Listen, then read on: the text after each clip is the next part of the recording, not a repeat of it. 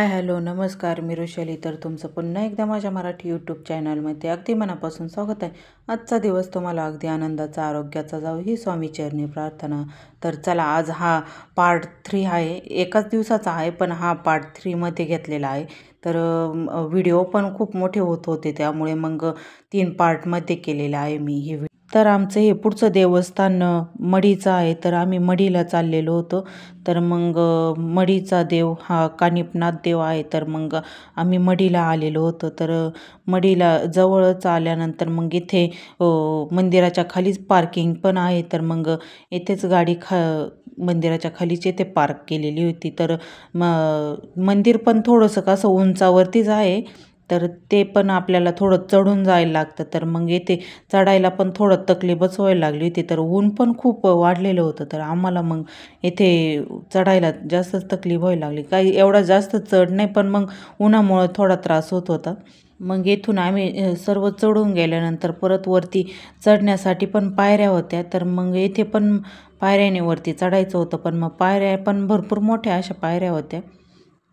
उन्हामुळे पायऱ्यांना पण चढायला आम्हाला असे त्रास होत होता खूप। तर मग त्यानंतर आम्ही इथे वरती चढून आल्यानंतर खूप छान असं मंदिराच्या परिसरामधलं पण खूप छान असं बघण्यासारखं आहे मंदिराच्या परिसरामध्ये। तर मग आम्ही मंदिराकडेच चाललेलो होतो। तर इथे वरती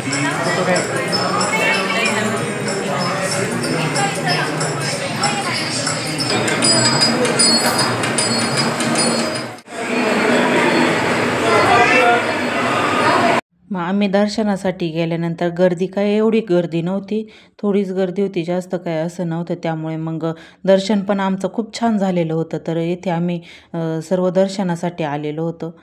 तर मग त्यानंतर दुसऱ्या साईडला इथे घोडा होता। तर मग तेथे महादेवाची पिंड होती। तर मग आम्ही दर्शन झाल्यानंतर मग बाजूनं गेलो। येथे मारुतीचं पण मंदिर होतं। तर येथे मच्छिंद्रनाथाचं पण मंदिर आहे। तर छान मंदिर बांधलेलं होतं येथे पण। आणि येथे विठोबा रखुमाईचं पण मंदिर आहे। तर आतमध्ये गुफेसारखं आहे। तर मग ते आतमध्ये आपल्याला असं वाकून जायला लागतं तर दर्शनासाठी। तर मग विठोबा रखुमाईचं दर्शन घेतल्यानंतर आम्ही आता येथे पुढे पण आलेलो होतो। तर येथे हत्तीसारखी पुतळा बनवलेला आहे आणि मच्छिंद्रनाथ आणि कानिफनाथ असे दोघं पण आहे। तर मच्छिंद्रनाथांनी हत्तीच्या कानामधून कानिफनाथांचा जन्म केलेला आहे। तर मग येथे हत्तीजवळच त्यांचे पण दोघांची मूर्ती आहे। तर मग त्यानंतर आम्ही दर्शन झाल्यानंतर मग येथे आम्ही फोटो पण काढले आणि त्यानंतर मग येथे आम्ही सर्वांनी असं फोटोशूट केले आणि मग त्यानंतर खाली निघालेलो होतो। तर ऊन पण भरपूर लागत होतं त्यामुळे मग आम्ही लगेच लवकर खाली गेलेलो होतो। तर मग त्यानंतर आम्ही आता रिटर्न निघालेलो होतो।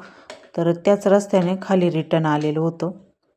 मग त्यानंतर आम्ही मढीवरून निघाल्यानंतर आम्हाला मोठा देवीला पण जायचं होतं। तर आम्ही मग मोठा देवीच्या गडावरती चाललेलो होतो। तर मोठा देवीला जाताना आपलं जे सप्तशृंगीचं जसं गडावरती आपल्याला चढून जायला लागतं तसंच येथे पण मोठा देवीला पण चढून जायला लागतं। तर सेम सप्तशृंगीच्या गडासारखंच मोठा देवीचं पण मंदिर आणि ते गडावरतीच आहे। आता आम्ही येथे मोठा देवीच्या मंदिराजवळच आलेलो होतो। तर मग त्यानंतर आम्हाला गाडी पण पार्क करायची होती आणि त्यानंतर मग आम्ही दर्शनासाठी निघणार होतो।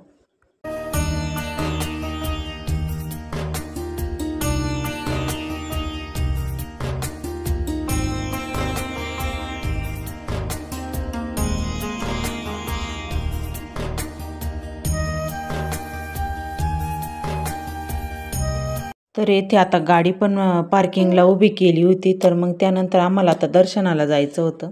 येथून आता आम्ही पायऱ्यावरती चढून गेलेलो होतो। तर मंदिरातला परिसर पण खूप छान होता। तर असं खूप भव्य असं मंडप पण होता। आणि मग त्यानंतर आम्ही येथे पायऱ्या पण वरती चढून आलेलो होतो आणि देवीच्या दर्शनासाठी पण असे लाईनी केलेल्या होत्या। तर मग जे सप्तशृंगीच्या गडावरती जसं केलेलं आहे ना अशा लाईनी 2-2 तशा केलेल्या होत्या। तर देवीचं दर्शन पण मी करून दिलं तुम्हाला। तर तेथे मोबाईल पण अलाउड नव्हता पण मग थोडं शूट केलेलं होतं मी पण। मग त्यानंतर दर्शन पण आमचं खूप छान झालेलं होतं, मोकळं गर्दी नव्हती तिथे काहीच एवढी. आणि मग त्यानंतर दर्शन झाल्यानंतर आम्ही थोडं तिथे फिरलो पण होतो आणि मग त्यानंतर खाली आल्यानंतर आम्ही येथे फोटोशूट करत होतो. तर मग चाललं होतं सर्वांचे फोटोशूट करायचे. तर मग येथे आम्ही ग्रुपनं पण फोटो काढलेले होते. तर मग येथे आमचं सर्वांचं दर्शन झाल्यानंतर मग परत आम्हाला पुढच्या पण देवदर्शनासाठी निघायचं होतं. तर मग आम्ही येथे खाली उतरून आल्यानंतर येथे ऊसाच्या रसाचं पण येथे रसवंती होती. तर मग आम्हाला बैलानं जो रस गाळला जातो तोच आम्हाला रस प्यायचा होता. तर मग आम्ही बैलाच्याच मेहनतीचा रस पिणार होतो. आणि आम्हाला म्हशींचा पण रस होता तिथं, पण आम्ही म्हशींच्या रस नाही पेलो. तर मग त्यानंतर आम्हाला बैलाचाच मेहनतीचा रस प्यायचा होता. तर मग इथे आम्ही सर्व झाडाखाली बसलेलो होतो. झाडाची सावली पण खूप छान अशी गार सावली होती. तर येथे 2 झाडं एकत्र होते त्यामुळे खूपच गार सावली येत होती. तर मग आम्ही येथे सर्व काही असे बसलेलो होतो.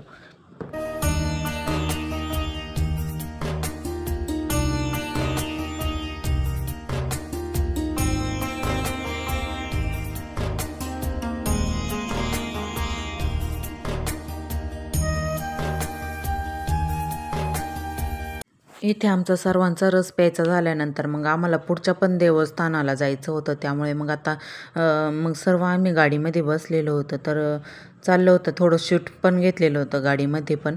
मग त्यानंतर मग आम्ही भगवानगडला गेलेलो होतो. तर मग येथे खूप छान असं भगवानगडचं पण परिसर खूप छान आहे, तर बघण्यासारखा आहे. तर तो तेथे खूप छान अशी स्वच्छता पण आहे. तर खूप छान आहे तिथलं वातावरण. तर एकदा नक्की तुम्ही पण भेट देऊन बघा. तर खूप छान आहे तेथे. तर मग त्यानंतर आम्ही येथे एंट्री केली. सुरुवातीलाच खूप छान असं वातावरण आहे इथे पण. आणि एकदम साफसफाई एकदम असं कुठेच असं खराब वगैरे काहीच नाही. खूप छान असं आहे. येथे भगवान बाबांची समाधी आहे. तर त्यांना श्री संत भगवान बाबा असे पण म्हणतात. तर मग आम्ही पिंपळनेर ह्या गावी होतो. तर भगवान बाबांची येथेच समाधी पण आहे त्यांची.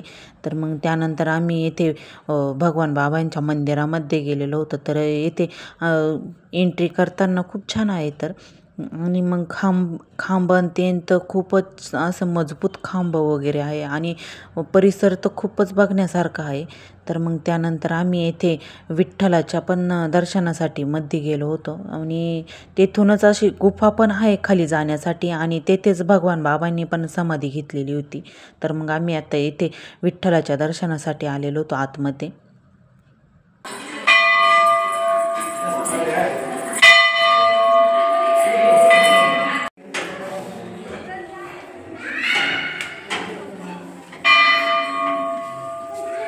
तर येथून आतमध्ये जायचं आहे. तर भगवान बाबांची समाधी पण आहे आतमध्ये.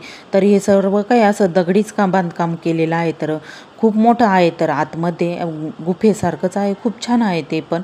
आणि सर्व काही दगडाचंच बनवलेलं आहे. तर मग त्यानंतर मग भगवान बाबांचे समाधीचं दर्शन घेतल्यानंतर मग आम्ही बाहेर पण आलेलो होतो. तर येथे पण बाहेर खूप छान असं बनवलेलं आहे. तर मग त्यानंतर येथे प्रसादालय पण होतं. तर मग आम्ही येथे सर्व काय असं जेवणासाठी पण आलेलो होतो. आणि येथे असं सर्वांनी त्याच्या हाताने घ्यायचं आणि जेवण करायचं.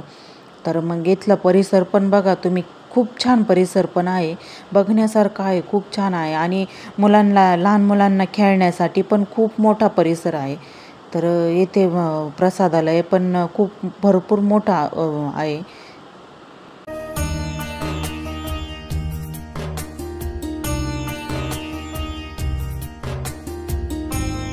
मग आम्ही तेथेच जेवण वगैरे सर्व काही केलं. तेथेच प्रसादाचं पण होतं. मग तेव्हा आम्ही तेथेच जेवण केलं. आणि त्यानंतर आम्ही पुढच्या देवस्थानाच्या पण दर्शनाला निघालेलो होतो.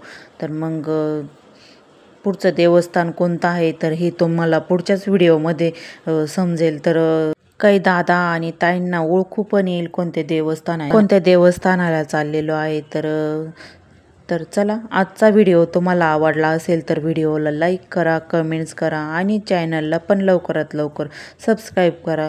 चला, नवनवीन व्हिडिओसोबत भेटूया. तर आम्हाला पुढचे पण देवदर्शनाचेच तुम्हाला व्हिडिओ येणार आहे तर अजून. तर चला, व्हिडिओ आवडला तर लाईक करा, कमेंट्स करा.